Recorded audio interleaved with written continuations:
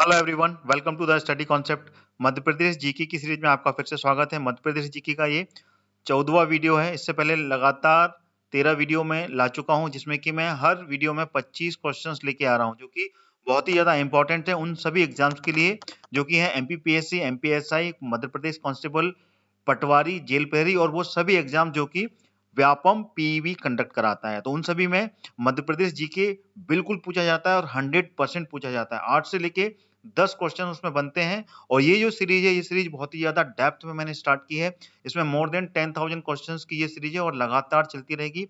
25-25 questions करके ये लगातार चलेगी और बहुत ही ज्यादा हर टॉपिक पर गहराई पर मैं क्वेश्चंस की पूरे बंडल मैंने बनाए हुए हैं। तो इस वीडियो को आप आखिरी तक देखें और लगातार मेरी सीरीज से जुड़े रहने के लिए मेरा स्टडी कॉन्सेप्ट चैनल सब्सक्राइब कर लें ऑल नोटिफिकेशन के साथ में, जिससे कि आपको सारे वीडियोज के नोटिफिकेशन लगातार मिलेंगे। ऑल नोटिफिकेशन ध्यान रखिएगा, रेडियो बटन है ऑल नोटिफिकेशन। जैसे आप सब्सक्रिप्शन क्लिक करेंगे आपके पास में ऑप्शन मिलेंगे, उसमें से ऑल नोटिफिकेशन का जो ऑप्शन है रेडियो बटन, उसको सिलेक्ट कीजिएगा। देन उसके बाद में आप सब्सक्रिप्शन लीजिएगा, जिससे कि आपको जितने भी मैं वीडियोज बनाऊंगा, चाहे वो मध्य प्रदेश जीके के हों, कंप्यूटर्स अवेयरनेस के हों या फिर अन्य टॉपिक्स जो कि स्पेसिफिक पर्टिकुलर रीजन या पर्टिकुलर टॉपिक के होंगे, उन सभी के नोटिफिकेशन आपको मिलेंगे, जिससे कि आप स्टैटिक जीके की पूरी तैयारी कर पाएंगे। तो चलिए शुरू करते हैं ये 14th वाला वीडियो। इससे पहले अगर आपने ये 13 वीडियो नहीं देखे जो कि मध्य प्रदेश जीके पे मैं बना चुका हूँ, उनको भी आप देखिए, क्योंकि मैं मध्य प्रदेश को बिल्कुल स्टार्ट किया है, ठीक है ना, बिल्कुल शुरुआत से चालू किया है। तो आपको हर वीडियो में उतना ही आनंद आने वाला है और उसी तरीके से समझ में आएगा, क्योंकि हर टॉपिक को मैं डीपली एनालिसिस दे रहा हूं पर्टिकुलर क्वेश्चंस को। तो पूरा का पूरा मध्य प्रदेश जीके आपको रट जाने वाला है। तो चलिए शुरू करते हैं 14th video of Madhya Pradesh GK. चलिए ये आ गया पहला क्वेश्चन आपके सामने। 25 क्वेश्चन होंगे इसमें और ये इसका पहला क्वेश्चन है और ये है 14th वीडियो, ठीक है ना। 13th वीडियो पहले हो चुके हैं।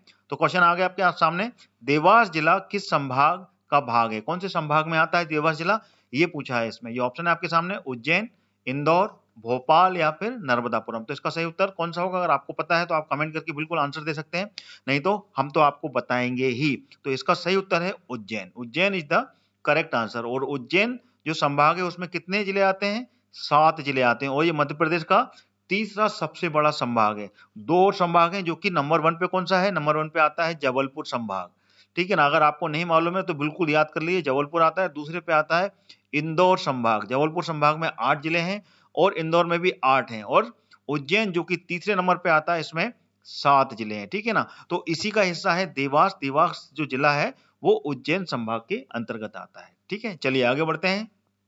अगला क्वेश्चन आ गया आपके सामने, क्षेत्रफल की दृष्टि से मध्य प्रदेश का सबसे बड़ा संभाग कौन सा है?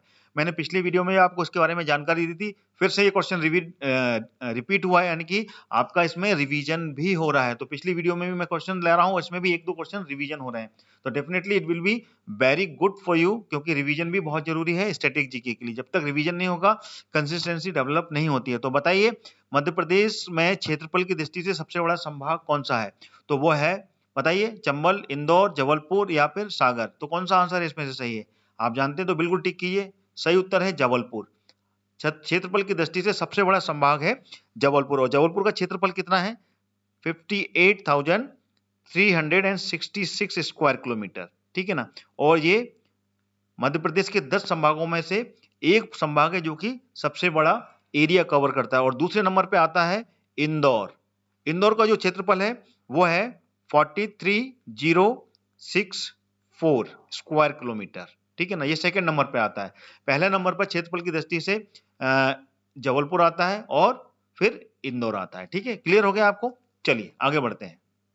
अगला क्वेश्चन आ गया, 1956 में मध्य प्रदेश के गठन के समय कितने जिले थे? मध्य प्रदेश का जब 1956 में गठन हुआ था, जब मध्य प्रदेश में कुल कितने जिले थे? 41, 42, 43 या फिर 44? तो इसका सही उत्तर कौन सा होगा? तो इसका जो सही उत्तर है वो क्या है? तो इसका सही उत्तर है 43। जब 1956 में मध्य प्रदेश का गठन हुआ था तब टोटल 43 जिले थे और अभी कितने हैं? 52। और जब मध्य प्रदेश का गठन के बाद में फिर से इसको, क्योंकि मध्य प्रदेश का जब गठन हुआ था उस टाइम पे छत्तीसगढ़ भी साथ में था, तो बाद में जिलों को विभाजित किया तो टोटल जिले जो हो गए थे 61 जिले हो गए थे, जब तक कि छत्तीसगढ़ का विभाजन नहीं हुआ था। जब छत्तीसगढ़ का विभाजन हुआ 1 नवंबर 2000 को, तो उस समय मध्य प्रदेश के पास में 45 जिले बचे थे और 45 जिले हाथ में आए और सीजी में गए थे टोटल 16 जिले। ठीक है, ये क्लियर हो गया आपको, यानी कि टोटल 61 जिलों में से ये डिवाइडेशन हुआ था इस तरीके से। लेकिन जब 56 में गठन हुआ था मध्य प्रदेश का, तब टोटल 43 जिले ही थे। तो this is the correct answer. ठीक है, अगला क्वेश्चन आ गया, मध्य प्रदेश की गठन की तिथि क्या है? बताइए मध्य प्रदेश कब गठित हुआ? सिंपल आंसर है, रिवीजन चल रहा है आपका, रिवीजन भी होना चाहिए साथ साथ में। पहले भी क्वेश्चन में रिपीट कर चुका हूं, तो सही उत्तर है 1 नवंबर 1956।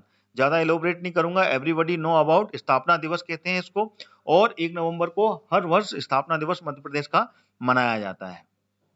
अगला क्वेश्चन आ गया आपके सामने, मध्य प्रदेश में क्षेत्रफल की दृष्टि से सबसे छोटा जिला कौन सा है? अगर ये क्वेश्चन को इसी तरीके से लेंगे तो आप बताएं इसमें से सबसे छोटा जिला कौन सा कहलाएगा? ठीक है ना, वैसे तो इसमें से छोटा जिला अभी मध्य प्रदेश का दूसरा हो गया, लेकिन इस क्वेश्चन के हिसाब से सबसे छोटा जिला कौन सा है आप बताएं? जबलपुर, दतिया, शिवपुरी या फिर गुना? कौन सा आंसर इसका सही होगा? तो इसका सही उत्तर है Datia. Datia is the correct answer. Datia जो है इस क्वेश्चन के अनुसार सबसे छोटा जिला है। नहीं तो अभी मध्य प्रदेश का सबसे छोटा जिला नया बना है, वो है निवाड़ी, जो कि कब बना था? 1 अक्टूबर 2018 को ये बना था। और ये किससे अलग हुआ था? ये हुआ था टीकमगढ़ से अलग। ठीक है ना, और टीकमगढ़ से अलग होके इसमें 3 तहसीलें आई थी। ठीक है ना, 3 कौन कौन सी? एक तो स्वयं निवाड़ी आई थी, दूसरी आई थी पृथ्वीपुर और तीसरी आई थी ओरछा। ठीक है, ये 3 तहसीलों से मिलाकर निवाड़ी जिले को बनाया गया था। ठीक है, चलिए, और ये कितना है इसका एरिया निवाड़ी का? इसका एरिया और बता देता हूं आपको, 1018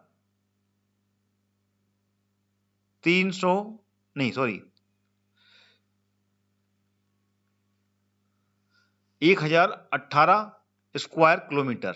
ठीक है, बल्कि और अपडेट करेंगे 1318। अगला क्वेश्चन आ गया आपके सामने, देखिए रिवीजन चल रहा है, बिल्कुल हर संभाग के ऊपर आपको जानकारी बिल्कुल गहराई से होना चाहिए, क्योंकि टिपिकल शिफ्ट वाइज पेपर होने लगे हैं आजकल एमपीपीएससी एमपी के व्यापम्स के, चाहे वो कांस्टेबल का हो, एसआई का हो, जेल प्रहरी का हो, या फिर अन्य एग्जाम, सभी शिफ्ट वाइज होते हैं। तो बहुत ही ज्यादा डीप क्वेश्चन पूछे जाते हैं, इसलिए आपको गहराई से ही जीके की जानकारी होनी चाहिए मध्य प्रदेश की। तो बताइए जबलपुर जिले में, जबलपुर जो संभाग है उसमें कितने जिले हैं? 5, 6, 7, 8। पिछले क्वेश्चन में मैंने आपको इसके बारे में जानकारी दी थी, तो डेफिनेटली आप इसका आंसर दे सकते हैं। तो इसका आंसर है 8। ठीक है, पिछले वीडियो में मैंने इसके बारे में पूरी जानकारी दी है कि वो 8 कौन कौन से होते हैं। तो मेरे ख्याल से इसमें मैं नहीं बताऊंगा, आप पिछला वीडियो देखिएगा, इससे पहला वाला 13वां वीडियो, उसमें मैंने पूरा जानकारी दी है कि जबलपुर में वो 8 जिले कौन कौन से हैं। ठीक है, अगला क्वेश्चन आ गया आपके सामने, भोपाल से दूरस्थ जिला कौन सा है? ये ऑप्शन आपके सामने है, इसमें से अगर देखा जाए तो भोपाल से अगर दूरी नापी जाए तो सबसे दूर का जिला कौन सा कहलाएगा? सिंगरौली, अलीराजपुर, बालाघाट या फिर इनमें से कोई नहीं? तो इसमें से सही उत्तर कौन सा है? तो इसका सही उत्तर है सिंगरौली। सिंगरौली जो है अगर भोपाल से इसकी दूरी नापी जाए तो सबसे अधिक है इन सभी ऑप्शंस में, और सिंगरौली की दूरी है टोटल, अगर इसको नापे जाए तो वो है 780 किलोमीटर। 780 किलोमीटर है भोपाल से। ठीक है, और दूसरा जो सबसे दूरस्थ जिला है वो सिंगरौली की करीबी वाला, जो कि सिंगरौली जिससे अलग उठ के नया जिला बनाता है वो है सीधी, जिसकी दूरी है, सेकंड नंबर पे आता है ये 678 किलोमीटर। ठीक है, 678 किलोमीटर की दूरी सीधी की बनती है। तो भोपाल के सबसे दूरस्थ जिले कहलाते हैं, सबसे दूर का है सिंगरौली, फिर उसके बाद में सीधी। ठीक है ना, और ये सिंगरौली सबसे पूर्वी जिला भी कहलाता है, मैंने पहले भी कई बार बताया है आपको। और सबसे पश्चिमी जिला अलीराजपुर, ये सबसे पश्चिमी जिला है। ठीक है, अगला क्वेश्चन आ गया आपके सामने, क्षेत्रफल के बढ़ते क्रम के जिलों में सही क्रम कौन सा है? आपको ये बताना है। ऑप्शन आपके सामने है, दतिया, भोपाल, अलीराजपुर, हरदा। हरदा, दतिया, ये दतिया लिखा हुआ है, भोपाल या अलीराजपुर, अलीराजपुर, हरदा, दतिया या भोपाल, या इनमें से कोई नहीं? तो ये बताइए, अगर आप पूरे के पूरे जो क्षेत्रफल के बारे में जानते होंगे तो डेफिनेटली आप इसका आंसर बता पाएंगे। तो इसका आंसर कौन सा होना चाहिए बताएं? तो इनमें से जो ऑप्शन आएगा वो आएगा डी, कोई सा भी नहीं, क्योंकि सब जिगजैग हैं, कोई आगे है कोई पीछे है। ठीक है ना, सबके कहीं ना कहीं पे मिक्सिंग कर दिया गया। तो this is the correct answer. ठीक है, इसको आप अगर देखेंगे तो आपको जानकारी मिलेगी कौन सा कितने स्क्वायर किलोमीटर में फैला हुआ है। अगर इसका सही क्रम जाने अपन 5 जिलों का, तो मैं यहाँ पे आपको बताता हूँ। तो सबसे छोटा जिला है वो कौन सा है? वो है निवाड़ी, ठीक है। उसके बाद में दूसरे नंबर पे जो जिला आता है वो आता है भोपाल, ठीक है ना, इसको बढ़ते क्रम में लिख रहे हैं, ठीक है ना। और तीसरे नंबर पे जो आता है वो आता है आगर मालवा, ये आपको याद कर लेना, ठीक है ना। पूरे मध्य प्रदेश के 5 जिलों के बारे में आपको जानकारी दे रहा हूँ। फिर आता है दतिया चौथे नंबर पर, और 5वें नंबर पे जो आता है वो आता है अलीराजपुर, ठीक है ना। ये 5 जिले हैं जो लगातार है। सबसे छोटा निवाड़ी, उसके बाद में फिर भोपाल, फिर आगर मालवा, फिर दतिया, फिर अलीराजपुर, ठीक है। दिस इज द करेक्ट बढ़ते हुए क्रम में देखा जाए तो, यानी कि इसका जो क्षेत्रफल है सबसे कम, फिर उससे ज्यादा, फिर उससे ज्यादा, फिर उससे ज्यादा, फिर उससे ज्यादा, ठीक है। आगे बढ़ने से पहले अब मैं आपको बताना चाहता हूँ अनअकैडमी के ऐप के बारे में। अनअकैडमी एजुकेशनल ऐप, जो कि इंडिया का नंबर 1 एजुकेशनल ऐप है, जिसपे कि आप अब पढ़ाई कर सकते हैं क्लैट्स की। क्लैट्स का जो एग्जाम होता है उसकी, वो भी फ्री में। डेली लाइव क्लासेस यहाँ पे आपको फ्री में मिलेंगी, साथ ही साथ में आपको मिलेंगे प्रैक्टिस एवं रिवीजन भी मिलेगा, और इससे आप घर बैठे कहीं से भी और कैसे भी पढ़ाई कर सकते हैं। जैसे कि आपको पता है कि क्लेट की जो डेट है वो आउट हो चुकी है। क्लेट का एग्जाम 13 जून को कंडक्ट किया जा रहा है। आइए अब समझते हैं फ्री प्लान के बारे में। अनअकैडमी पर फ्री प्लान पर आप पाएंगे how to the best revision, ठीक है ना, किस तरीके से यहाँ पे बेस्ट रिवीजन हो सकता है। साथ में get any specific doubt resolve, यानी कि जो भी आपके पास में डाउट है उसका आप यहाँ पर सॉल्यूशन मिलेगा। इसके लिए करना क्या होगा आपको? सबसे पहले तो आपको जो भी सब्जेक्ट है वो चुनिए, फाइंड द सब्जेक्ट, और डिफिकल्ट टॉपिक, जो भी टॉपिक है आपके पास में वो भी आपको चुनने का पूरा मौका इसमें मिलने वाला है। यहाँ पे आपको मिलेंगी 1000 से ज्यादा free live classes every day. Unacademy का जो प्लेटफॉर्म है उसपे आपको 1000 से ज्यादा फ्री लाइव क्लासेस मिलने वाली है। साथ ही साथ में यहाँ पे आप प्रैक्टिस के लिए भी ज्वाइन कर सकते हैं। लॉगिन कीजिए आप, और प्रैक्टिस के लिए भी जो भी प्रैक्टिस सेट है वो आप यहाँ पे लगा सकते हैं। इसमें आप क्लैट ही नहीं, क्लैट के अलावा जो भी classes related all the subjects of the other law entrance exams, मतलब आप क्लैट के अलावा जो भी लॉ के एग्जाम्स होते हैं उनकी भी यहाँ पर आप तैयारी कर सकते हैं। यहाँ पे आपको मिलेंगे 50 से ज्यादा स्ट्रेटेजी सेशन और एग्जाम प्रिपरेशन सेशन, जो कि हर रोज आपको अनअकैडमी प्रोवाइड कराएगा। और मिलेगा आपको all the educators will teach on the platform live with the live comment from the learners. Learners में लाइव कमेंट भी कर सकते हैं। Apart from these live session, you have to pull of recorded session as well as that you can revisit any time throughout the year, यानी कि कभी भी आप पर्टिकुलर जो भी क्लासेस हैं उसको आप रिविजिट भी कर सकते हैं। तो ये बिल्कुल फर्क नहीं पड़ता कि आप कंट्री के किस कोने से हैं, कहाँ पर आप निवास करते हैं, कहीं पे भी आप रहें, कहीं से भी आप पूरे एंजॉयमेंट के साथ में और पूरे फुल पैशन के साथ में अनअकैडमी के साथ में जुड़ सकते हैं और वहां से पढ़ाई कर सकते हैं क्लैट की पूरी, और साथ में अदर्स जो भी लॉ के एग्जाम होते हैं उसकी भी पढ़ाई आप यहाँ से पूरी कर सकते हैं। इसके लिए आपको करना क्या होगा? फ्री प्लान के लिए मेरा जो कोड है हरदयाल कुशवाहा, जो कि रेड लेटर से आपके सामने लिखा हुआ है कैपिटल में, उसको अनलॉक करने के लिए वो रेफरल कोड यूज करना पड़ेगा, और उसके बाद में आपका फ्री प्लान अनलॉक हो जाएगा। अगर आपको फ्री क्लासेस अच्छी लगती हैं, देन उसके बाद में आप चाहते हैं कि हम सब्सक्रिप्शन भी परचेज करें, तो you can also purchase the subscription. उसके लिए भी आपको मेरा जो रेफरल कोड है हरदयाल कुशवाहा, वही कैपिटल लेटर में आपको यूज करना पड़ेगा। देन उसके बाद में आपको उससे सीधा 10% का डिस्काउंट मिलेगा फीस में। इसके अलावा आपको जो फ्री मॉक टेस्ट है, इसके अलावा आपको यूलेट की भी तैयारी यहाँ से करने को मिलेगी, जो कि आपको हर सैटरडे 11 बजे से फ्री ऑफ कॉस्ट करने का मौका मिलेगा। और इसमें आपको मिल रहा है साथ ही साथ में एक अमेजिंग टेस्ट, ठीक है ना। उस टेस्ट में आप पार्टिसिपेट कीजिए, देन उसके तुरंत बाद ही आपको इसका रिजल्ट मिलेगा, और उसके साथ में आपको इसमें अमेजिंग प्राइजेस की भी यहाँ पर पूरी की पूरी तैयारी की गई है। और इसके साथ में आपको 3 बजे सेम डे उसी का पूरा डिटेल्ड एनालिसिस भी उस पर्टिकुलर टेस्ट का दिया जाएगा। आपको फ्री प्लान अनलॉक करने के लिए करना क्या होगा? सबसे पहले तो आपको अनअकैडमी का जो लर्निंग ऐप है उसको डाउनलोड करना है। डाउनलोड करने के बाद में पर्टिकुलर क्लैट को सिलेक्ट करना है। क्लैट को सिलेक्ट करने के बाद में फिर मेरा जो रेफरल कोड है हरदयाल कुशवाहा, जो कि कैपिटल लेटर में आपके सामने लिखा हुआ है, उसको आपको एंटर करना है और अनलॉक बटन दबाना है। जैसे आप अनलॉक बटन दबाएंगे, आपकी क्लैट की क्लास जो कि फ्री प्लान है वो अनलॉक हो जाएंगी। तो फिर किस बात की देरी है? डाउनलोड कीजिए अनअकैडमी का लर्निंग ऐप और क्रैक कीजिए क्लैट का एग्जाम। Let's crack it. अगला क्वेश्चन आ गया आपके सामने। इंदौर डिवीजन में कितने जिले हैं? 8, 9, 10 या फिर 12? ऑप्शन आपके सामने है, आंसर भी आपके सामने है, बताएं। तो इसका आंसर है 8। जैसे कि मैंने आपको पिछले क्वेश्चन में बताया कि इंदौर डिवीजन में और जबलपुर डिवीजन में दोनों में ही 8 जिले हैं। तो इंदौर में भी 8 हैं और जबलपुर में भी 8 जिले आते हैं। ठीक है, क्लियर हो गया। इसके बाद में फिर 7 का नंबर लगता है, वो उज्जैन का लगता है। ठीक है, चलिए अगला क्वेश्चन आ गया आपके सामने। मराठी भाषा क्षेत्रों को पृथक कर मध्य प्रदेश राज्य की स्थापना किस वर्ष की गई थी? 1950, 58, 47 या फिर 56? तो इसका आंसर बिल्कुल आप जानते हैं, स्थापना दिवस 1956।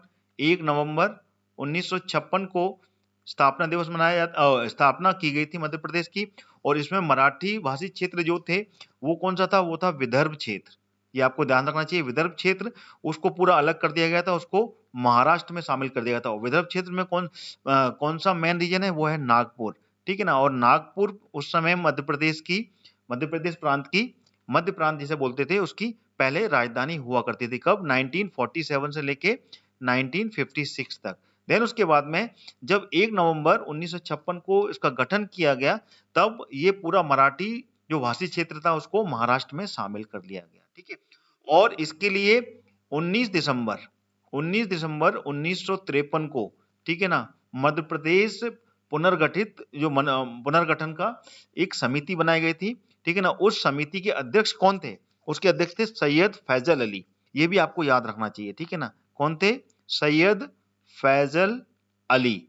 ठीक है ना, इनकी अध्यक्षता में मध्य प्रदेश का गठन किया गया था। और इनकी अध्यक्षता में 2 सदस्य भी थे। कौन थे? एक तो हृदयनाथ, दूसरे पणिकर। ठीक है ना, इन 3 लोगों की टीम ने इस पूरे के पूरे मध्य प्रदेश का गठन किया और 1 नवंबर 1956 को मध्य प्रदेश का गठन हो गया था। ठीक है, अगला क्वेश्चन आ गया। कौन से संभाग में अधिकतम संख्या में जिले हैं? कौन सा संभाग है बताइए? आप बिल्कुल बता सकते हैं आप, क्योंकि पिछले क्वेश्चन में बार बार इसका रिवीजन हो रहा है। नर्मदापुरम, इंदौर, ग्वालियर या सागर? मैंने आपको पहले भी बता चुका हूं। इन सभी ऑप्शंस में सबसे ज्यादा जिले इंदौर संभाग में। This is the correct answer. अब अपन समझ लेते हैं कि किस संभाग में कितने कितने जिले हैं। ये ऑप्शन सामने दिए हुए हैं, अलग कलर से हम इसको हाईलाइट करेंगे। तो इसका सही उत्तर देखिए, नर्मदापुरम में टोटल 3 जिले हैं और इंदौर में 8, ग्वालियर में 5 और सागर में 6। ठीक है, और इसके बारे में और जानकारी चाहिए तो पिछला वीडियो देखिए। पिछले वीडियो में मैंने सभी जितने भी जिले हैं सबके बारे में जानकारी दी है। 13वां वीडियो जो है उसमें मैंने पूरा बताया हुआ है, क्योंकि पूरे संभागों के ऊपर उसमें क्वेश्चंस बने हैं। तो you can easily understand everything about the divisions. ठीक है ना, मध्य प्रदेश के 10 जो संभाग हैं उन संभागों के जिलों के बारे में भी आपको जानकारी पूरी मिल सकती है। और साथ ही साथ में आप संभाग और जिलों के ऊपर भी वीडियो देख सकते हैं। एमपी जीके की प्लेलिस्ट पे जाइए मेरे, और वहां पे पूरे के पूरे 52 जिलों के ऊपर अलग अलग वीडियो बना हुआ है साथ में, और संभाग के ऊपर भी वीडियो बना हुआ है। तो आप पूरे के पूरे स्पेसिफिक हर जिले के बारे में जानकारी ले सकते हैं मेरे स्टडी कॉन्सेप्ट चैनल के माध्यम से। इसीलिए मैं कहता हूं कि मेरे चैनल को सब्सक्राइब कर लीजिए if you want full MP GK, because you will get 100% MP GK in my study concept channel. चलिए अगला क्वेश्चन आ गया आपके सामने। नीमच को एक अलग जिला घोषित किया गया था, कब किया गया था? किस सन में किया गया था? ये क्वेश्चन है। 1996, 1997, 1995 या फिर 1998? तो which one option is correct? तो इसका सही उत्तर है 1998। 1998 में नीमच को एक अलग जिला बनाया गया था। किससे अलग किया था इसको? इसको किया था मंदसौर जिले से इसको विभाजित किया था और नीमच बनाया गया था। ठीक है, तो this is the correct answer. अगला क्वेश्चन आ गया। डिंडोरी को अलग जिला कब घोषित किया गया? हर जिला, हर संभाग और हर जिले के ऊपर में एग्जैक्ट क्वेश्चंस आपको मिलने वाले हैं मेरी इस सीरीज में। तो आपको पूरा मध्य प्रदेश का स्पेसिफिक टॉपिक पर ये पूरा की पूरी सीरीज चलने वाली है। तो बताइए डिंडोरी कब अलग किया गया था? 1996, 1997, 1999 या 1998? तो इसका आंसर क्या है? तो इसका आंसर है 1998, जब मंदसौर को अलग किया गया था तभी डिंडोरी को भी अलग किया गया था। तो Dindori 1998 is the correct answer. Dindori को किससे अलग किया गया था? मंडला, जो मंडला जिला था, मंडला जिला से अलग करके इसको नया जिला बनाया गया था। और ये दोनों जिले आते हैं जबलपुर संभाग में। जबलपुर जो संभाग है उसके अंतर्गत आते हैं। ठीक है, ये भी क्लियर हो गया आपको। चलिए अगला क्वेश्चन आ गया, केंद्रीय प्रांत का गठन किस वर्ष हुआ था? 1861 में, 1862 में, 1863 में या 1860 में? ये ब्रिटिश शासन के दौरान के समय की बात है, तो बताइए कब हुआ था? तो इसका सही उत्तर है 1861 में। 1861 में ब्रिटिश शासन के दौरान ये जो केंद्रीय प्रांत है इसका गठन किया गया था। ठीक है, तो this is the correct answer. ठीक है ना। इसमें जो हिस्सा आता था वो आता था मध्य भारत का। मध्य भारत, मुगल और मराठा, ठीक है ना, और साथ में ब्रिटिश के जो बीजीय सम्मिलित क्षेत्र थे उन सभी को इसमें शामिल किया गया था और उसके बाद में इसका गठन किया गया था 1861 में। अगला क्वेश्चन आ गया, निम्नलिखित जिलों में से किसका पुराना नाम ईसागढ़ था? ईसागढ़ पूर्व में किसी जिले का नाम था, वो कौन था जिला था? धार, खंडवा, विदिशा या फिर गुना? तो इसका सही उत्तर क्या है? तो इसका सही उत्तर है गुना। ठीक है ना, पूर्व में इसका जो गुना का नाम जो था वो ईसागढ़ था। ये आपको याद रखिएगा, बहुत ही इंपॉर्टेंट क्वेश्चन है, ऐसे क्वेश्चन जरूर पूछे जाते हैं। ठीक है, अगला क्वेश्चन आ गया, ब्रिटिश भारत में मालवा एजेंसी का मध्य भारत में कब विलय हुआ था? ब्रिटिश भारत में जो मालवा एजेंसी है, ठीक है ना, उसका मध्य भारत में कब विलय हुआ था? 1947 में, 1956 में, 1960 में या 1954 में? तो इसका आंसर कौन सा सही है? तो इसका आंसर है 1947। This is the correct answer. जो मालवा एजेंसी है उसका ब्रिटिश भारत की जो मालवा एजेंसी है वो मध्य भारत में 1947 में ये विलय हो गई थी। फिर उसके बाद में ये 1947 से लेकर 1956 तक ये चलती रही। उसके बाद में फिर मध्य प्रदेश का गठन हुआ। कब हुआ? 1 नवंबर को। ठीक है ना, ये मैं बार बार आपको इसलिए बता रहा हूँ जिससे कि आपको ये जानकारी मिले कि 1947 से लेकर 1957 तक ये जो मध्य प्रदेश है ये 3 पार्ट में, ठीक है ना, पार्ट ए, पार्ट बी और पार्ट सी में विभाजित थे। ठीक है, जो कि मैं आपको पिछली वीडियो में भी बता चुका हूं। तो आप लगातार पिछली वीडियो जरूर देखिए, उसमें मैंने पूरा एक्सप्लेनेशन दिया है कि पार्ट ए, पार्ट बी और पार्ट सी में कौन कौन से प्रांत थे और उसमें कितनी रियासतों को शामिल किया गया था। इसलिए लगातार मेरी वीडियोस देखिए। अगर आपने वो वीडियो नहीं देखी है तो उस वीडियो को भी जाके देखिए। ठीक है ना, पहले वीडियो से लेके लगातार ये 14वां वीडियो है, पूरे वीडियो देखिए आप। Definitely you know about Madhya Pradesh full GK, पूरा का पूरा जीके आपको इससे मिल जाएगा। चलिए आगे बढ़ते हैं। अगला क्वेश्चन आ गया, सिंगरौली का जिला मुख्यालय कहाँ स्थित है? बीड़न, सिंगरौली नगर, सराय या फिर चितरंगी? ये भी क्वेश्चन रिपीट हुआ है, तो इसका सही उत्तर है बीड़न। मैंने आपको पिछली वीडियो में भी इसके बारे में आंसर दिया था। बीड़न में है सिंगरौली का जिला मुख्यालय। ठीक है, चलिए आगे बढ़ते हैं। अगला क्वेश्चन आ गया, मध्य प्रदेश में सर्वाधिक वर्षा किस शाखा से होती है? देखिए अब वर्षा पे क्वेश्चंस बनने वाले हैं आपके, यानी कि हर टॉपिक पे आपको क्वेश्चंस मेरे मध्य प्रदेश जीके की सीरीज में मिलने वाले हैं। तो मेरे चैनल स्टडी कॉन्सेप्ट को सब्सक्राइब कर लिए ऑल नोटिफिकेशन के साथ में, अगर आप मध्य प्रदेश जीके को पूरा का पूरा कंप्लीट करना चाहते हैं। तो बताइए मध्य प्रदेश में सर्वाधिक वर्षा किस शाखा से होती है? कौन सी शाखा है जिससे कि सबसे ज्यादा वर्षा मध्य प्रदेश में होती है? बंगाल की खाड़ी से, अरब शाखा से, दोनों शाखाओं से बराबर या इनमें से कोई नहीं? तो सबसे उचित आंसर इसका है बंगाल की खाड़ी। This is the correct answer. ठीक है ना, बंगाल की खाड़ी से ही सर्वाधिक वर्षा मध्य प्रदेश में होती है। अगला क्वेश्चन आ गया, निम्नलिखित में से कौन सी रेखा मध्य प्रदेश की जल विभाजक रेखा कहलाती है? 50 सेंटीमीटर वर्षा रेखा, 75 सेंटीमीटर वर्षा रेखा, 100 सेंटीमीटर वर्षा रेखा या फिर 125 सेंटीमीटर वर्षा रेखा? तो इसका सही उत्तर कौन सा है ये आपको बताना है। तो इसका सही उत्तर है 75 सेंटीमीटर वर्षा रेखा। ये जल विभाजक रेखा कहलाती है, यानी कि एक एवरेज जो विभाजक रेखा है वो 75 सेंटीमीटर कहलाती है। अगर मध्य प्रदेश की सामान्य वर्षा देखा जाए, ठीक है ना, इसका अगर एवरेज देखा जाए मध्य प्रदेश में औसतन वर्षा कितनी होती है, तो वो है 100 सेंटीमीटर से लेके 120 सेंटीमीटर के बीच में मध्य प्रदेश में बारिश होती है। और इसमें जो जल विभाजक रेखा है वो 75 सेंटीमीटर यहाँ पर मानी जाती है। ठीक है, तो this is the correct answer. अगला क्वेश्चन हो गया, मध्य प्रदेश किस प्रकार की जलवायु वाला प्रदेश है? बहुत ही इंपॉर्टेंट है ये। ठीक है ना, बार बार ये क्वेश्चन आया है हर एग्जाम में। तो बताइए केवल उष्ण कटिबंधीय, केवल मानसूनी, या फिर उष्ण कटिबंधीय मानसूनी जलवायु, या फिर सम जलवायु वाला कैसा प्रदेश है मध्य प्रदेश? तो ये है उष्ण कटिबंधीय मानसूनी जलवायु वाला। इसको बिल्कुल रट लीजिए, याद कर लीजिए, मध्य प्रदेश उष्ण कटिबंधीय मानसूनी जलवायु वाला प्रदेश है। अगला क्वेश्चन आ गया, मध्य प्रदेश की जलवायु को उष्ण कटिबंधीय स्वरूप प्रदान करने के लिए कौन उत्तरदायी है? कर्क रेखा, मकर रेखा, दक्षिण पश्चिम से आने वाला मानसून, या उपरोक्त सभी? बताइए इसका आंसर क्या है? तो इसका आंसर है कर्क रेखा।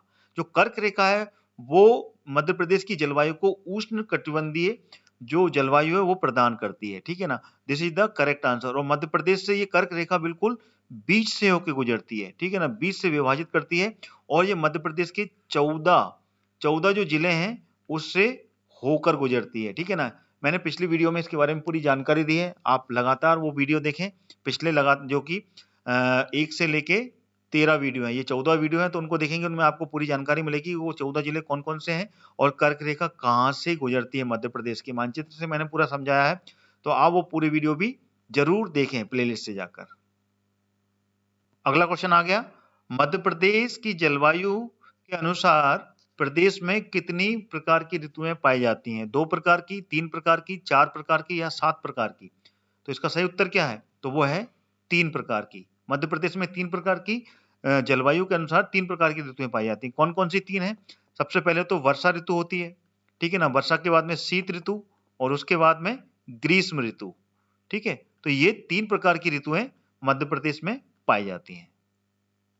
अगला क्वेश्चन आ गया, जलवायु के आधार पर मध्य प्रदेश को कितने भागों में बांटा गया है? बताइए, 3, 4, 6 या फिर 5? बताएं। आ बा सादा दा मैंने भी बना दिया इसमें। तो इसका सही उत्तर क्या है? तो इसका सही उत्तर है बा, 4 भागों में बांटा गया है। मध्य प्रदेश की जो जलवायु है, जलवायु के आधार पर मध्य प्रदेश को 4 भागों में बांटा गया है। वो 4 भाग कौन कौन से हैं यहां पर हम लिख लेते हैं उसको, ठीक है ना, जिससे कि आपको वो चारों भाग याद हो जाएं, ठीक है ना। एक तो है उत्तर का मैदान, ध्यान रखिएगा, इनको बिल्कुल याद कर लीजिएगा, ठीक है ना, तो जिससे कि आपको आसानी होगी सब कुछ रिवीजन करने में। और दूसरा है विंध्याचल, विंध्याचल का पहाड़ी भाग, विंध्याचल का जो पहाड़ी इलाका है, ठीक है ना, जो पहाड़ी इलाका है वो कहलाता है। और तीसरा होता है नर्मदा की घाटी, नर्मदा की घाटी। और चौथा मालवा का पठार, मालवा का पठार। ये 4 भागों में जलवायु को बांटा गया है। उत्तर विंध्याचल, ये उत्तरी भाग हो गया, विंध्याचल की पहाड़ियां कहलाएगी, नर्मदा की घाटी और मालवा का पठार। तो ये चारों की चारों जलवायु को बहुत ज्यादा प्रभाव डालते हैं। तो ये 4 भागों में मध्य प्रदेश को जलवायु के रूप में बांटा गया है। अगला क्वेश्चन आ गया 25वां, और इस वीडियो का ये आखिरी वीडियो। जैसे कि मैंने बताया था 1 से लेके 25 क्वेश्चन हर वीडियो में मैं लेके आता हूं। तो इस क्वेश्चन में पूछा गया है, इस क्षेत्र में ग्रीष्म जो ऋतु होती है उसमें अत्यधिक गर्मी और सर्दी में साधारण ठंड पड़ती है। यहाँ पर गर्मी, ग्रीष्म ऋतु में बहुत ज्यादा गर्मी और सर्दी में यहाँ पर साधारण ठंड पड़ती है। तो कौन सा क्षेत्र है वहां पे? उत्तर का मैदान, दूसरी बार भी रिपीट हुआ है उत्तर का मैदान, ठीक है ना, नर्मदा घाटी, या फिर मालवा का पठार। तो बताइए इसमें से कौन सा आंसर सही होगा, बताएं। तो इसका आंसर है सा, नर्मदा की घाटी। This is the correct answer. यही वो क्षेत्र है यहाँ पे कि गर्मी में बहुत अधिक गर्मी पड़ती है, लेकिन सर्दी में यहाँ पर ठंडक कम पड़ती है, क्योंकि ये घाटी का क्षेत्र है नर्मदा का, यानी कि पानी वाला क्षेत्र है। ये पानी वाला क्षेत्र है, इस कारण यहाँ पे ठंड का असर कम रहता है, लेकिन गर्मी यहाँ पर बहुत ज्यादा पड़ती है। तो this is the correct answer.